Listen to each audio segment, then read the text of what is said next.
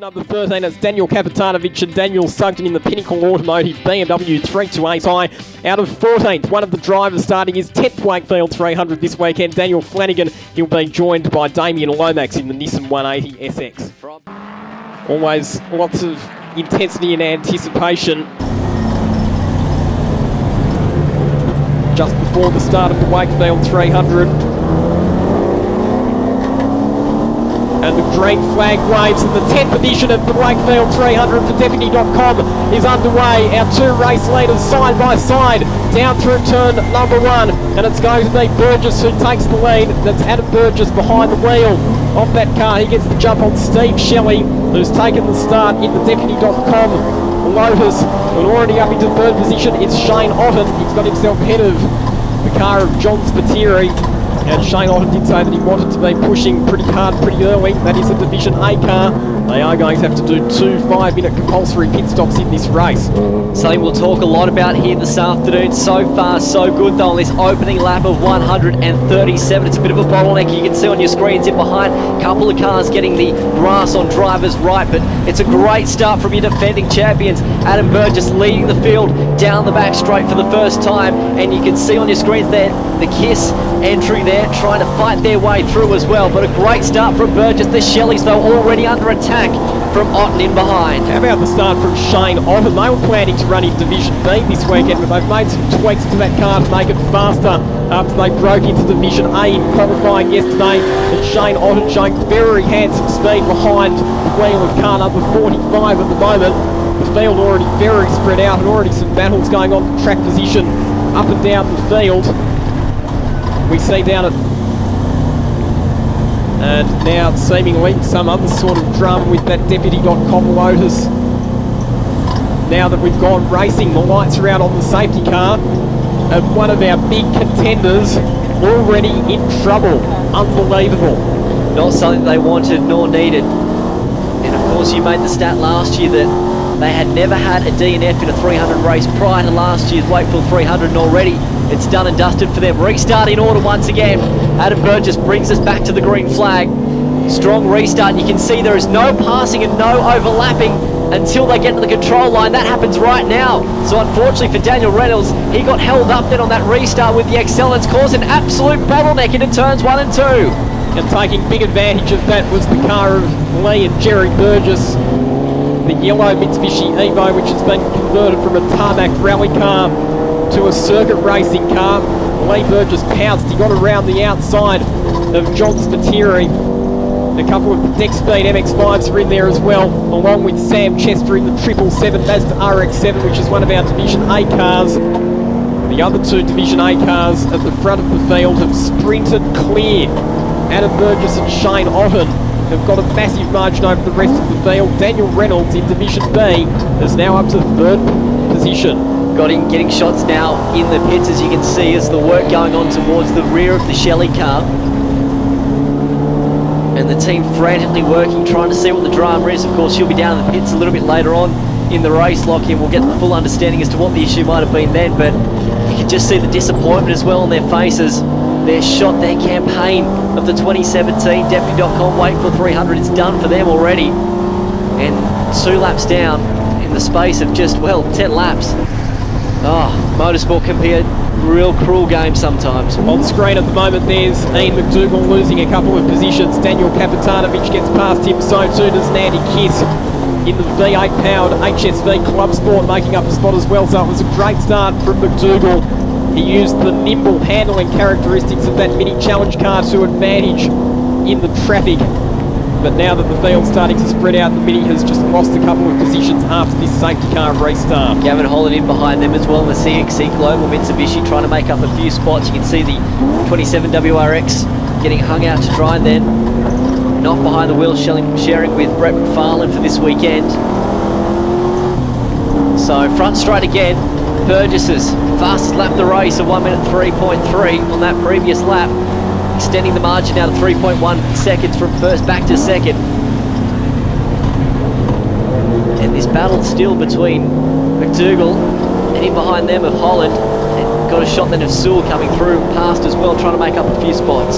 Sam Chester working his way up through the field as well in the 777 Mazda RX-7. He gets past John Spiteri on the run through turn number 1. And that's another car that needs to make up positions and get himself some clear track, because that is a Division A car. That is a car that will be required to make 2 5-minute compulsory pit stops. And we should say those in Divisions C, D, E and F only have to make 1 5-minute pit stop. So that's the rules for this race. And they've also got to be required in those certain divisions to set particular lap times and not go under their required division lap times. If you do it 3 times in the race, the officials will come down and slap you pretty hard with a penalty. The man who's gone backwards since the start of this race is John Spiteri. That car started out of 3rd position, but John is nowhere near as fast in that car, I don't think, as his son Trevor Spiteri, because he's just lost another 2 spots. We see it on screen at the moment. He's been rounded up by Michael Hall and by Daniel Kapitanovich as well. So all of the action's in the mid-pack at the moment. Now race leaders starting to sprint clear at the front of the field. Won't be too long before lap traffic comes into the equation. The Burgess car coming up to put another lap on the Division F car of Mark Nottage and Philippe Lecompte. As up the top of the circuit we see Kapitanovich going around the outside of Michael Hall. Great start. We always say that Daniel Kapitanovich races a lot better than he qualifies, and that is the case once again so far this weekend. He came out of position 13 on the grid. Daniel Kapitanovich is already up into position 6. They made 13 spots in the first stint of the race last year because they started a little further back than what they would have liked, and already doing that once again in 2017. So getting more shots. The Holland CXC Global Mitsubishi trying to make up a spot in front right now. They've got the 77, the Vanzel machine in front. That's a Division A car, and that's lingering down the field at the moment as well. Of course, they started further back than what they probably would have liked, and now trying to make their way up too. On screen at the moment, here comes the Tran car, one of the fast cars that had to start at the rear of the field. Started out of pit lane, in fact, working its way up through the field, makes another spot at turn number 10. We've got the Anthony Saul and Glenn Town Zen Lotus continuing its march through the field as well. Up to position 11. Yep, so he's flying. 11 laps completed in the Deputy.com Wakefield 300. And the ones I'm liking at the moment, Daniel Reynolds and Matt Stubbs, they are the best of the cars in Mercure Goldman Division B. They're in front of all of the other Division B cars. They're maintaining a very consistent pace in the low 106s, which we said is exactly the sorts of lap times that you need to continue to punch out if you want to be competitive in Division B. Yeah, so in Division B, you're not allowed to go faster than a 1 minute 5.5. If you go faster than that number 3 times the race, then you will get a penalty. So subsequently sitting on that low 106 bracket right now, they're sitting real pretty, and of course they have to make and spend less time in the pits. 3.5 minutes less, in fact. So that's what's going to be the critical number once we get later on in this race. What's also going to be critical is lap traffic, and that's what our leaders are starting to have to deal with coming down back into the official section. So that 5.2 second lead that Adam Burgess has got can quickly evaporate in a race like this as he comes back through turn number 9. And Michael Hall just got overtaken back by Trevor Spiteri and now finds himself under pressure from Damien Lomax in the 5th gear motoring Nissan 180SX, and the Glenn Townsend and Anthony Saul Lotus is in there as well. So too the Deck Speed car. So that's a freight train of cars. They have to round up the Hyundai Excel in the most awkward position on the racetrack at the top of the hill at turn number 5. Somehow they managed to do it without contact. So Spiteri back in front of Hall. Lomax doing a great job in the Nissan 180SX. He's up to 9th position outright. And the Saul Townsend car, which started this race out of grid position 37, is now inside the top 10. Watch this battle as well between McDougall and Kiss as now Tran makes the way up, going down the back straight into turn number 10. So Tran trying to make up a few spots here as well. Looking at position number 13 right now. He might be half a chance to get back past by McDougall as you got that shot right now on your screen. So watch Tran. Coming out now, pulls out of the slipstream. He'll get past McDougall by the time they get to turn number 1. But Kiss was well in the fight because McDougall got past him at the fishhook. It's been rife right now, that battle for positions, basically 12, 13 and 14 on the track. And also taking advantage there was Sean Vansel to get up the inside. Meanwhile, a bit further up the road, Michael Hall's lost 2 more positions. Damien Lomax has gone past, and so too has the Anthony Saul and Glenn Townsend car. Timing telling us that Anthony Saul was behind the wheel of that car, even though Glenn Townsend told me before that he was going to be doing the opening stint of the race.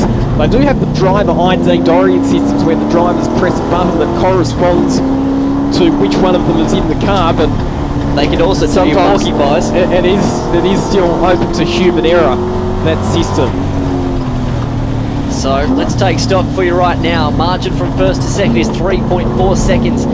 Adam Burgess leading Shane Otten behind them. Daniel Reynolds is a further 19 seconds behind, but more importantly, is a Class B runner.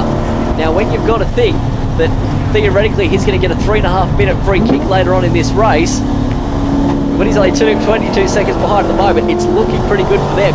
And keeping in mind, we've completed 14 laps of the race so far. Give us another 7 laps, the compulsory pit stop window will open. Shane Otten was a bit quicker than Adam Burgess the last time around as well. I caught up with Shane Otten last night, and he said if we could stick with the Ginetta and the Lotus through the traffic, we keep ourselves in the game. Shane Otten's done a lot of these 300k races, and one of his strengths has always been his racecraft and his ability to pick his way through the slower traffic. He's putting that to good effect at the moment, and he's still only 2.4 seconds behind the Burgess mobile. He was a second quicker than the Ginetta last time around, but now he's probably going to get a bit of the, I suppose, the opposite run of the green in terms of the traffic, because he gets held up by a couple of slower cars over the top of the hill. Just saw a moment ago, shot still on screen of the Shelley car still in pit lane, and they haven't been able to rectify that issue yet, so it's just going for a while. It couldn't really get much worse for them this afternoon, could it, as the Sewell entry comes back past us on the front straight. The Lotus machine trying to make up a few spots here. He's got Spiteri now in front of him in the 156 Mitsubishi. Still this great battle going on between Spiteri, Sewell, Lomax. Daniel Deckers has now got ahead of Michael Hall, so the two the two Deck Speed Racing prepared Mazda MX-5s swaps positions. It's now Deckers 10th, Hall in position 11. Michael Hall said that he was going to do the minimum number of laps in the car and hand over to his co-driver Jason Miller for the run home.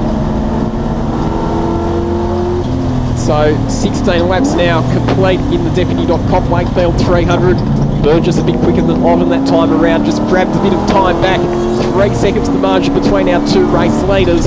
Daniel Reynolds 21.6 seconds behind second place Shane Otten, but has 3.5 minutes less time than he'll be spending in pit lane over the course of this 300k endurance race. And the news just come out as well, the Shelley's car has gone back out onto the track now as well, so it's now actually heading down the hill going into the fishhook section. So the 3-time winner of this race, Jake Shelley's not going to be 4-time unfortunately this afternoon, but at least they've got that car back out there and they can probably do now a little bit of R&D, research and development. Yeah, so they're now 10 laps off the lead of the motor race, and it's going to be a pretty tough afternoon for that car, pounding around, accumulating laps and not really being a contender for victory, unfortunately. That's a shame. We would have liked to have seen our naming rights sponsors entered car doing well. Not to be for Steve and Jake Shelley in 2017, unfortunately. Still the Sewell entry now, making up another spot, then going into the fishhook section. On Spiteri, and Damien Lomax wants to take advantage of that as well. The two cars side by side into turn 9, and it's Lomax who goes around the outside and grabs what will be position 8. Great move there from Damien Lomax, but maybe a bit of a risky move for this early in the race. Daring move around the outside there at turn number 9, but gets the spot done, and that's sometimes what this race alludes itself to. When you've got a little bit of traffic and when you've got cars that make up their speeds at different points in the track, you'll sometimes put passes on that you wouldn't otherwise do. That being one around the outside of turn number 9. Speaking now up to third outright, so it took them a while to claw their way through from position number 12 after that grid spot penalty that they clawed yesterday, but they've now got themselves ahead of all of the Division B cars, and they've now got some clear track to start chasing down the 2 Division A cars ahead of them. The problem is that they are now 44 seconds off the lead of the motor race because of all the time they spent tangled up in traffic. It's interesting, isn't it? We posed the question yesterday in qualifying, would you rather get inside that top 10 and do maybe a breakout lap time, or would you rather hang back? When you look at those numbers already, I mean, starting position number 12 has actually cost them a fair bit of time simply due to the traffic that they've had to be dealt with compared to Burgess out in front, who, remember, at that restart was able to clear away compared to everyone else. The longer you can stay on the lead lap, the better place that you are. And one car that's in very real danger of going a lap down in the very near future is the Anthony Saul and Glenn Townsend Lotus.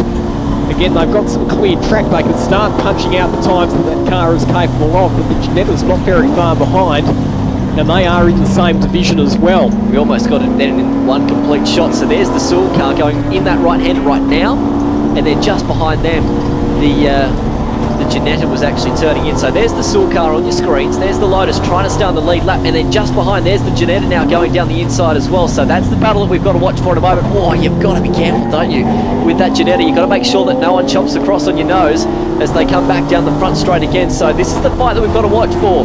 The battle to try and stay on the lead lap in the early part of this race. So Burgess has got past those 2 cars now, and will certainly be trying to get on a march to Sewell in front of him, and they'll know that as well. And taking advantage of that, Damien Lomax, the Nissan 180SX, he followed Burgess through and got the pass made on Daniel Kapitanovic. So great racecraft, great awareness there from Damien Lomax, and he's moved the 5th gear motoring Nissan 180SX up into 7th position outright. It's exactly what you can do in this, can't you? You can really take those fine opportunities to get down the inside and make up spots that you may not otherwise make up, simply through basically almost cheating the system. It is in some respects. Margin from first to second, 5.2 seconds at the moment, so Otten still staying in the fight right now.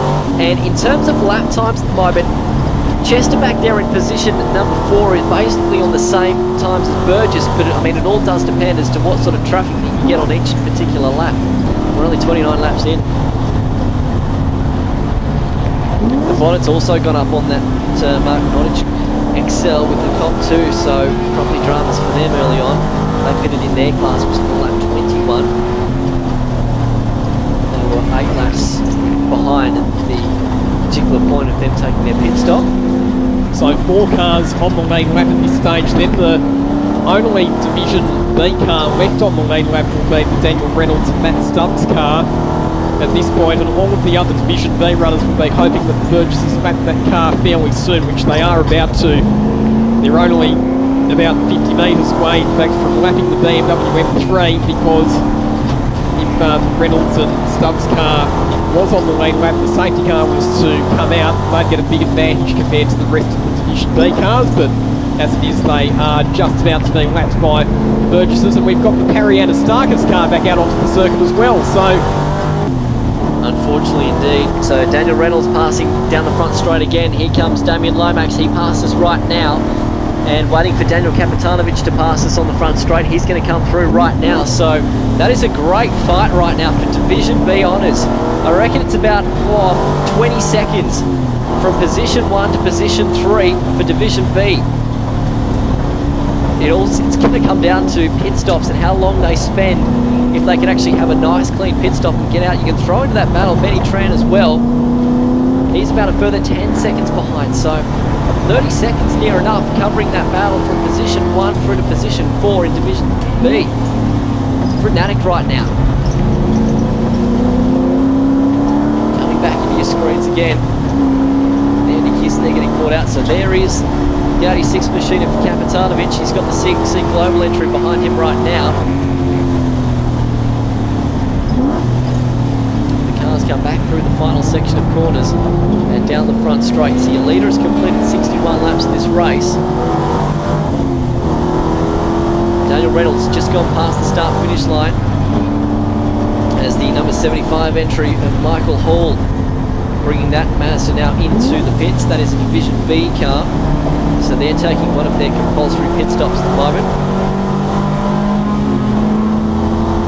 And they're making that on lap 57 for their classified has done 57 laps so far. So wait and see, because they're one of the Division B runners that have got to make a 5-minute pit stop and a 1.5 minute pit stop. We'll wait and see as to which one they decide to do. They're making a driver change, I can see. And they're going to put fuel in the car as well, Brian, so that means it'll have to be the 5-minute pit stop. This is a bit of a risky move because, okay, 1.5 minute pit stop, you do it under green. Okay, 5-minute pit stop doing it under green, you're leaving yourself very exposed if there's to be a safety car. Certainly are. And then you throw it on the flip side then. Who's not to say there might not even be a safety car at the end of the race, but we'll have to wait and see. That's the beauty of it sometimes. They're taking the 5-minute pit stop at the moment. They were classified just outside of that battle that we were talking about, positions 1 through to 4. And they're dropping through as you would expect now in that class. Getting shots put on the screen there. Boot is up. Going in. Official there making sure that everything is done okay. Fuel and tyres aren't allowed to be done at the same time, although we're not expecting a lot of people really to do tyre changes in this race. We saw only a handful do tyres last year, and that was simply to try something different and throw a bit of a curveball in there. I tell you what, it is closing up right now for your lead in Division B. So Daniel Reynolds has just exited the visual section, and he is now on his way down to the final corner in the BMW, the silver BMW. Lomax is closing him in. So they're going down to the final couple of corners, and they've thrown the mix. Daniel Kapitanovic is closing in on a lot of them right now. So they're coming down the front straight. We have got particularly numbers in terms of timing, but I can tell you that Reynolds passes the control line right now, and here comes Lomax right now. So there is only a couple of seconds in between them. There was a second quickest than was Lomax on that previous lap, and then 2 seconds quicker was Daniel Kapitanovic in behind them. So it is closing up right towards this pit stop time now for those guys. And Division B is the fight on the track right now. Benny Tran here trying to get past the Kiss entry going to turn number 1. That's a daring move, isn't it? And he's also fighting and pushing hard at the moment for Division B honours. So these guys in this class are really pushing hard right now and making as much ground as they can on each other. I was just counting in my head that as they went through turn number 9, I reckon there's about 2.5 seconds between Reynolds and Lomax. The fight for the lead in Division B. So they've just taken the final corner. They're coming down the front straight as we watch more of the battle packs happening down in the visual. So there it is on your screens right now, the battle for Division B honours right now. We're on lap 64 of this race, and Shane Ott in position 2 overall is now in pit lane and taking the first of the compulsory pit stops for a Division A car. So he's the first one that has taken the opportunity now to come on in. Battles happening left, right and centre on this racetrack currently. Wait and see if he'll hand that over then to Zach Raditz. So Shane Ott coming in on lap 63. This will be a 5-minute pit stop.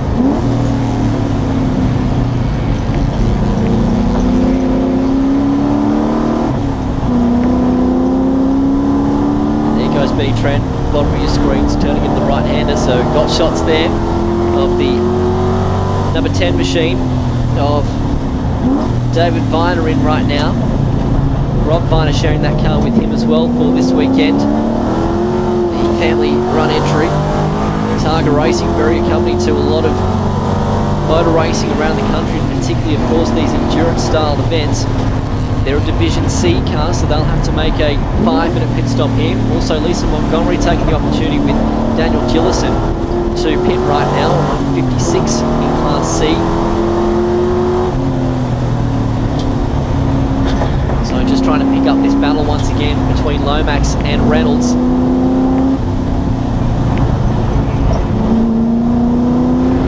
They're heading down the hill this time by. They're heading down the hill into the official section. I can tell you a change now for the lead in Division B Honours. There it is on screen, confirmation that Damien Lomax has gone to the lead in Division B and gone to third outright right now. Daniel Reynolds has gone back to second, and just behind them now is Daniel Kapitanovic. We're about to have a three-way fight for Division B Honours right now. There's the lead in the one shot, so there goes first.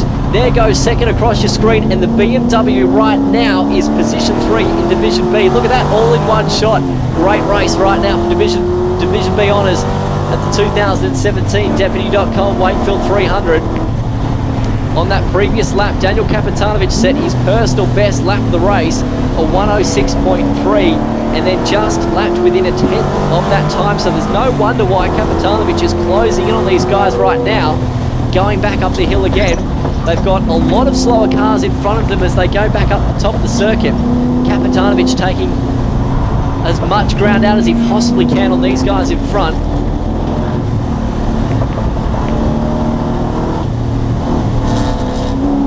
Lomax getting held up quite considerably now, this time by into the official section. Got one of the XLs in front of him. So too is Daniel Reynolds. Daniel Decker's now taking the opportunity in the 57 Mazda MX-5 into the pits on lap number 63. It'll be interesting to see whether or not this will be a 1.5 minute pit stop or a 5 minute pit stop for them. Shane Otten still in the pits and is about to be relapped again for the third time from Adam Burgess out in front. Kapitanovic closing in now on Reynolds.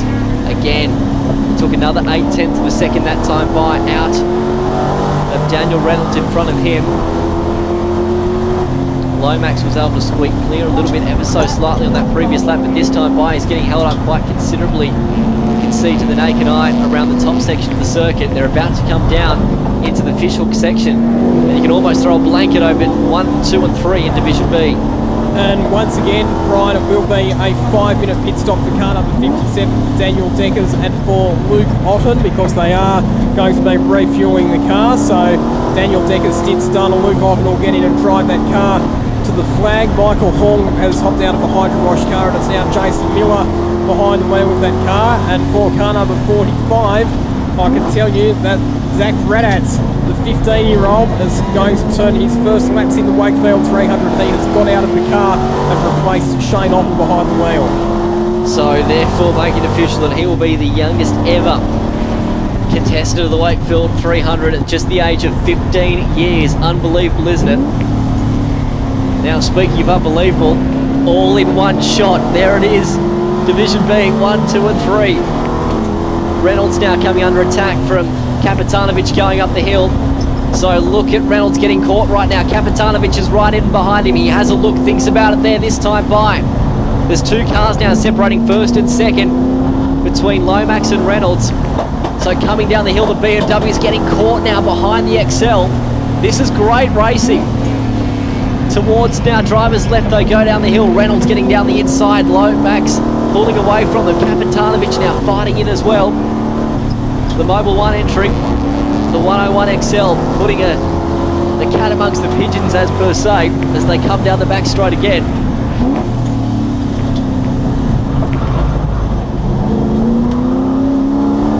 So coming down the hill into the final quarter, we can tell you as well, car number 44, I think it is, Greg Lomax, has come to a halt on the exit of turn number 9. He's actually had a spin. We saw it at the back of our shots, and that's in a very precarious position. And I reckon, he's got that car rolling, so that's the second spin that they've actually had in this race. And it was over there at turn number 9. They've got it going again, but they were very lucky that that wasn't actually stuck there and caught up. Possible safety car, but we're still clean and green. Sorry to butt in on you though, Lockie. We've just had a change for position number 2 up around the top section of the circuit. Kapitanovic has gotten through now on Daniel Reynolds and is now into second place in Division B. And I'm down here with Shane Otten, who's jumped out of the MX-5 Mania team, that soft car, after a big opening stint. Shane, yesterday when you spoke to me, you said that you were going to try and get an advantage through the traffic, and you were doing a great job out there in the traffic. How was that stint? Thanks, Lachlan. I enjoyed it, every minute of it. I had nothing left. That was everything I had. I've handed it over to the young gun who's been carrying me all weekend, and it's his turn to shine. So he's in some open space. Let's hope he makes the most of it. You're very well placed, but that Ginetta looks like it's going to be a pretty tough car to beat this afternoon. Oh, look, big call, good car, great drivers, reliability, consistency. They're the whole package. We're punching a little bit above our weight to have a go, but if you don't try, you never know. So we figured that with the lower numbers in Division A, we'd have a crack. As it's panned out, we're at the cost of a couple of great competitors. We're in second, and look, you never want to hope for a breakdown in front of you, but if it happens, we'll be thankful. So what's the go from here? Is Zach going to be in the car through to the finish, or are you going to hop in and do the last stint? Look, pending how he goes out there in the traffic, which at this stage he's shining.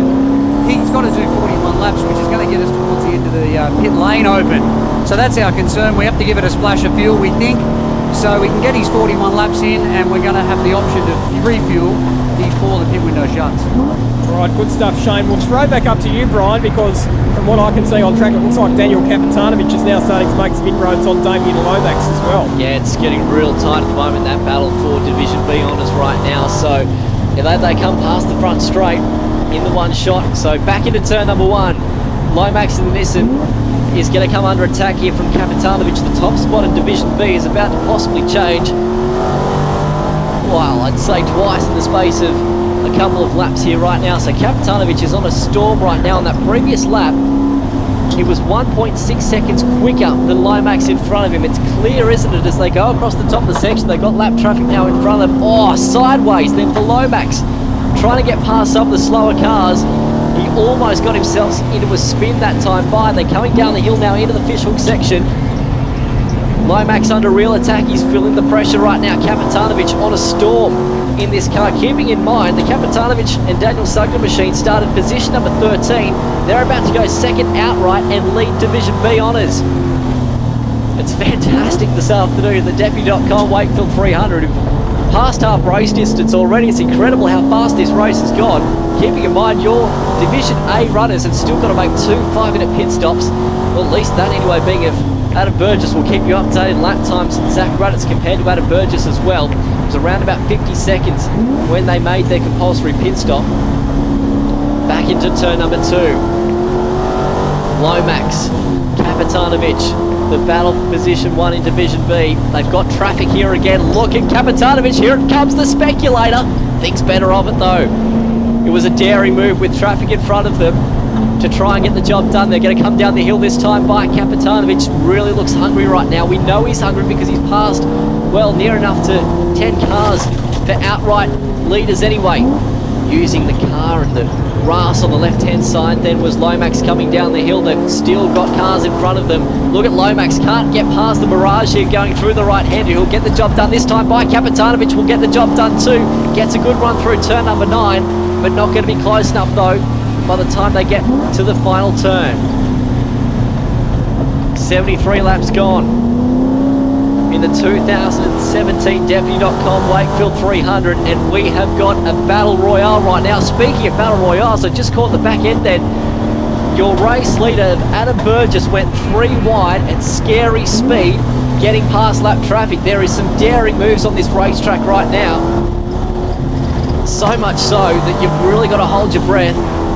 And a number of these drivers have been in the cars now for well over an hour. And it's all about management. Making sure that you're just staying cool and calm in these race cars, but at the same time pushing hard as well. It's a very fine line to manage.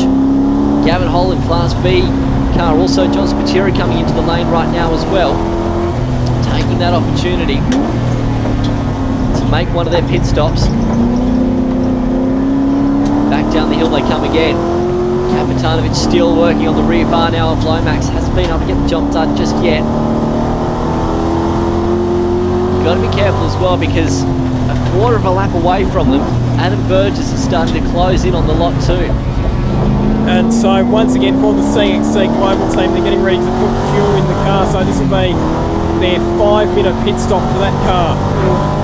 Thank you very much for that one, Lockie. So that'll be one of their 5-minute stops.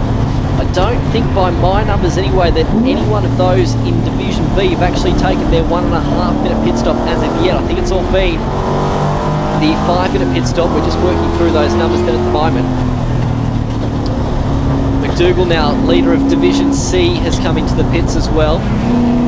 That was on lap 67. And that'll be their one and only 5-minute pit stop that they've got to make in this race. Kapitanovic now going for the lead in Division B, going into the fishhook section, gets the job done. Change for the lead this afternoon. Daniel Kapitanovic is your new leader in Division B. Gets underneath. Damien Lomax going into the fishhook section, the left-hander. Lomax really opened the door for him and let him have it. It's too early still to get embroiled in a tough fight, even though we've passed that half-race distance. So Kapitanovic now starting to tighten the screws on this race as he comes back down the front straight again. He's almost 3 laps behind your leader of Adam Burgess out in front, and taking the opportunity now as soon as they got past was Lomax. So Damien Lomax now in the pits. They'll be right coming to your position soon, Lockie. So some critical pit stops happening right now. So as you mentioned, we've got car number 551, the Daniel Flanagan and Damien Lomax car in. Daniel standing by to get into that car. Great job, great opening stint from Damien Lomax. We've got the Matt Stubbs and Daniel Reynolds car in for their 5-minute pit stop. They're putting fuel in that car. Also the Ian McDougall and Barney Hogan mini challenge car for what will be their one and only. Just over a minute, in fact, for those Division D honours. So Robert Lacey doing all that they possibly can. Back out on the track now as well for those interested. You can see it there, the number 7 Deputy.com. Steve and Jake Shelley machine has just gone back out again. Big news now, here we go. Your race leader is in the pits. So this is going to be the first of 2 5-minute pit stops that they've got to make. Damien Lomax has just exited pit lane in the 551 Nissan entry. A slow stop for them as well, a 5-minute 41-second stop. So slow stop for them, but Adam Burgess now in the pits on lap 80. They've got a long way into this stint, and it's going to be fascinating now to see where they come out in comparison to where Zach Radatz is on the track.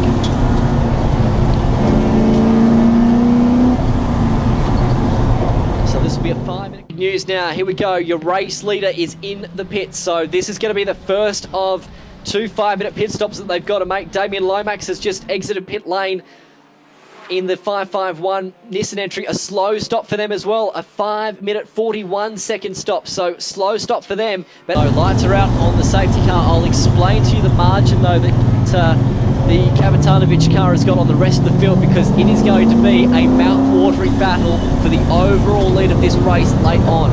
So, going back out at the restart of this one, the number 10 car of the David Viner, Rob Viner machine is leading at the restart. That's okay, because the safety car picks up not so much the leader of the race, it picks up the next car. So if the leader actually pits, I'll describe properly. So if the leader in the race pits, it will not pick up the leader, it will subsequently just pick up the next car in the train, because if we were to do that, we'd be here for half a day trying to figure out then who actually the leader of the race is and who the safety car will pick up. So subsequently it's just literally wasting time. So green flag back out on. There is 1 lap that separates them. My timing screen's just updated now with Daniel safely in that car, so thank you very much for that. Burgess now in second. Because there is a lap difference between 1 and 2, it's going to put literally 20 seconds near or enough either side to the lead of the race once it finalises itself.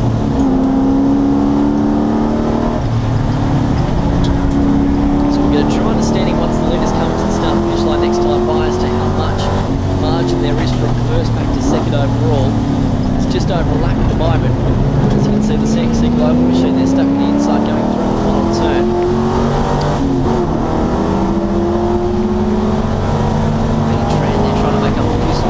So too Lomax there, Lockie.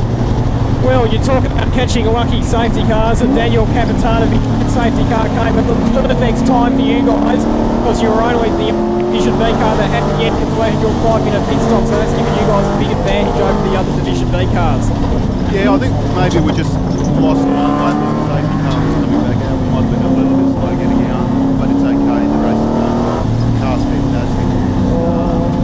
It's getting stronger and stronger as the race got on, so yeah, really happy with it. It always seems to be a habit for you guys that you don't qualify that well, but in the race the car's an absolute jet. You worked your way through from I think 12th or 13th off the grid to be up in the top 5.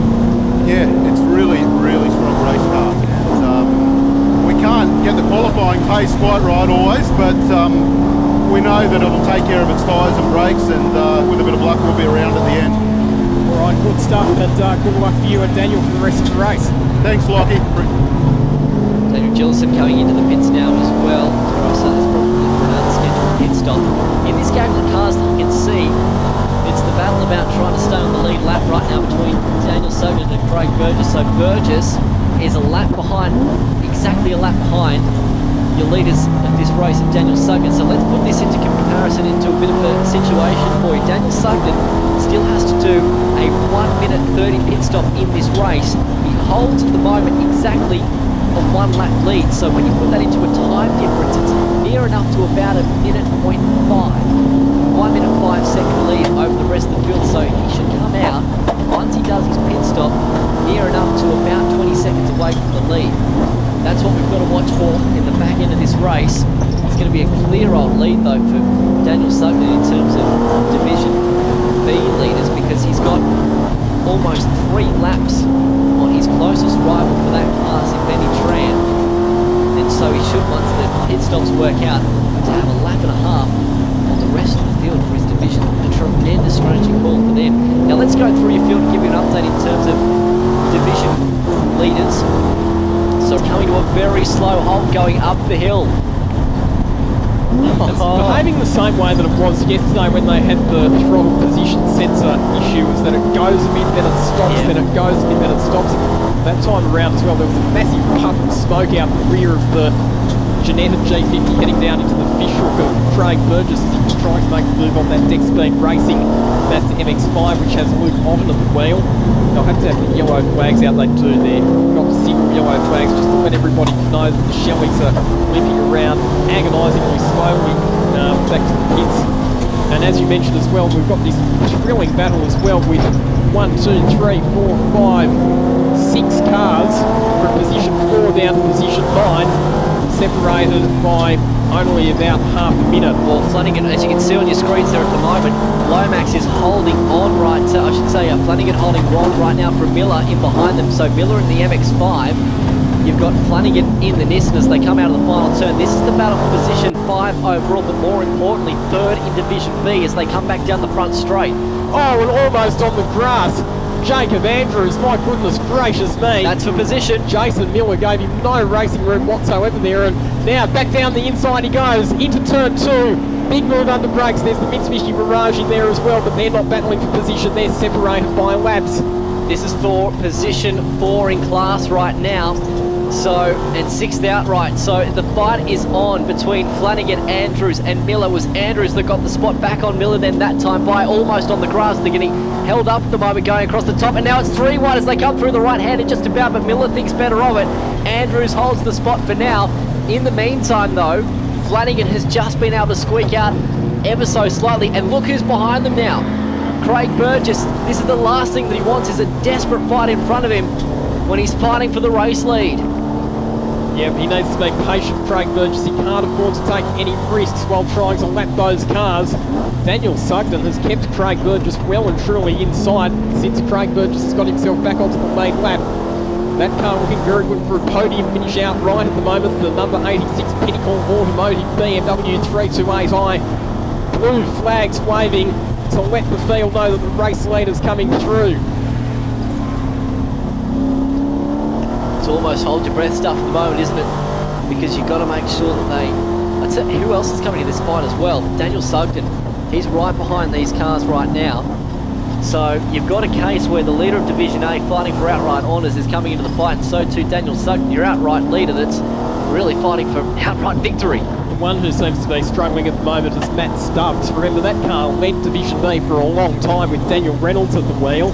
But that pit stop cycle didn't quite work for them, and for whatever reason, Matt Stubbs' pace is not trash hot at the moment. A minute 11.7 was his lap time the last time around. So Matt Stubbs currently sitting in 9th position, and he's now 23 seconds behind 8th place Luke Otten. Once again, for the Carrera Auto Electrical team that were contenders for much of the Winston 300. Now he's down about, he's got him on screen now. Wait. You've got to wait for another 10 seconds. Still wait. Oh, it's going to be seriously tight. I'm not going to play that. 27, 28, 29, 30. Spot on. Wow, a minute 31. 31.7. That's time to That's as perfection. close as you get to a perfect pit stop. He's got out in front of Radat, so Radat's coming down the main straight right now, taking the kick at turn number 1, whilst Daniel Sugden is going up to turn number 3. Beautifully done. There is, I can tell you, 19.3 seconds from first back to second. From first back to third, it's 34.8 seconds. It'll be a bit closer than it'll be a bit of a larger margin for Burgess than that once the timing updates, but we've got 21 laps to go in the Deputy.com Wakefield 300 for 2017. So Burgess down the front straight right now, as Sugden getting caught up behind some slow lap traffic. One car, in fact, has just had a moment in front of him. That's the Glenn Potter and John Angiolella BMW 30 running wide at turn number 9. Backed up a fair bit too, just to give it space to come back up onto the racetrack, which isn't going to help at all in terms of lap times.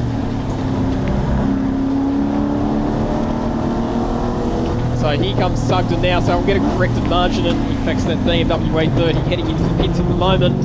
Also, we see at the fishhook on our live stream that Jason Miller's caught right up to the back of Daniel Flanagan in the battle for positions 5 and 6. There's our race leader on the screen, the Janetta. A minute 6.9 was the lap time.